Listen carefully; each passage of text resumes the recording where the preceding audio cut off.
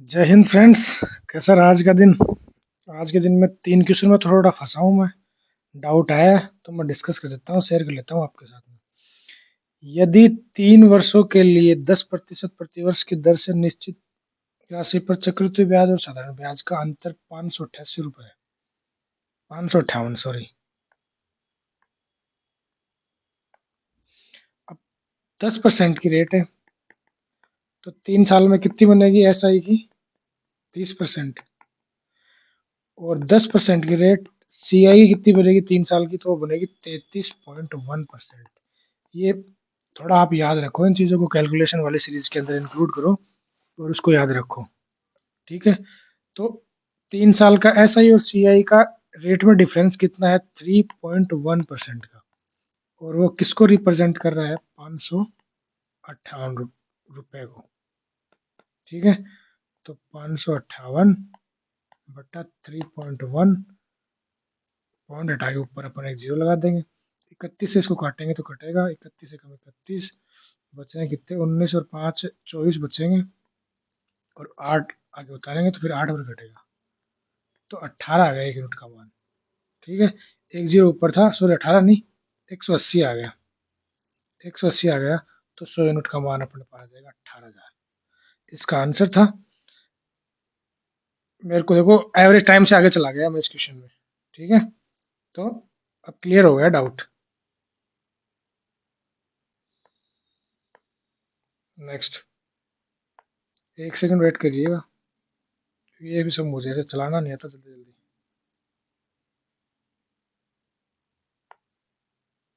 एक क्वेश्चन ये था भाई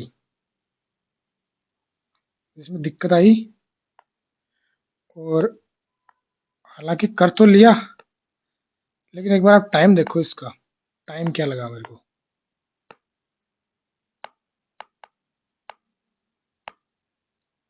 चल जा भाई।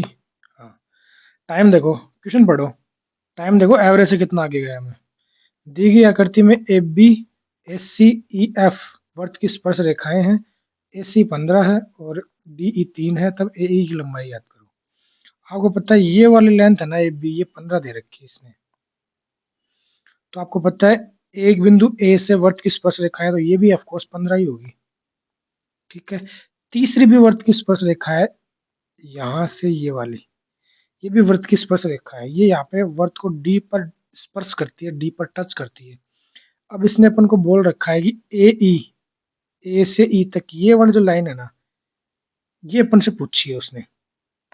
ठीक है, और DE दे रखा है अपन DE, यहाँ से यहाँ तक की दे रखी है अपन को DE, ये लाइन आधी, तो ये 3 है। आपको पता है कोई भी वर्त है इसकी स्पर्श रेखा है, तो इधर अगर 3 है तो इधर भी 3 ही होगी वो, है ना?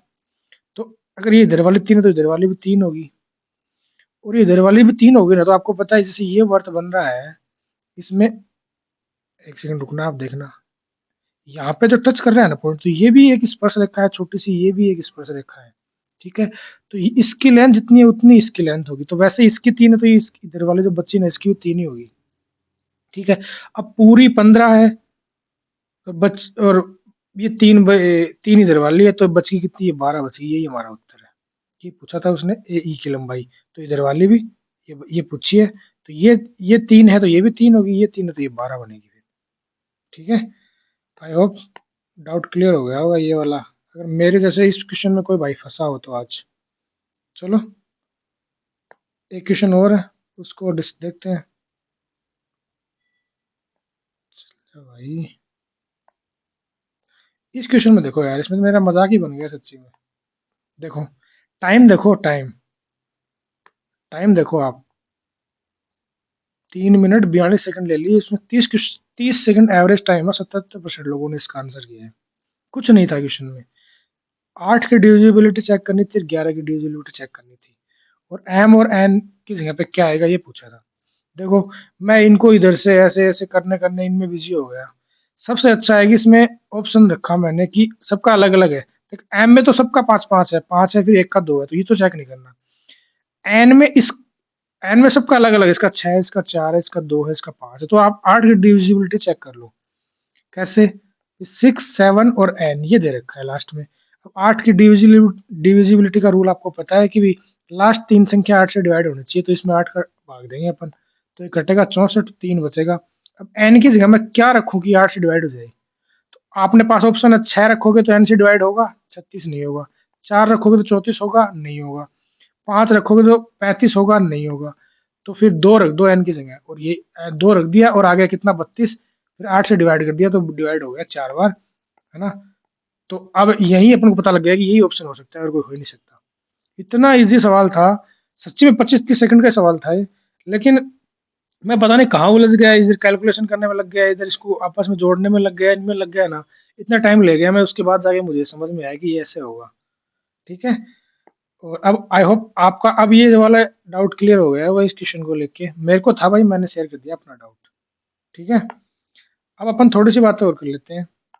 वो क्या है, आज आपने 4 सेट लगाए होंगे, एक सेकंड, 4 सेट लगाए होंगे टेक्स्ट बुक से। ठीक है, मैथ के सीजीएल और सीएसएसएल का लगा लो भाई, बाद में अपन सीपी पे बाद में आ जाएंगे थोड़े दिन बाद में। ठीक है, और जीके के अंदर आपने जो मैप बताया था मैंने सुबह, वो कर लिया होगा। और उसके बाद हाँ, जीके की पार्ट 2 कल सुबह आएगा, पार्ट 2 कल सुबह आ जाएगा। ठीक है, और कैलकुलेशन को कोई मिस नहीं करेगा। ठीक है, और रीडिंग को कोई मिस नहीं करेगा। ठीक है, आज के लिए इतना ही। गुड नाइट, मिलते हैं कल सुबह कल के प्लान के साथ। जय हिंद।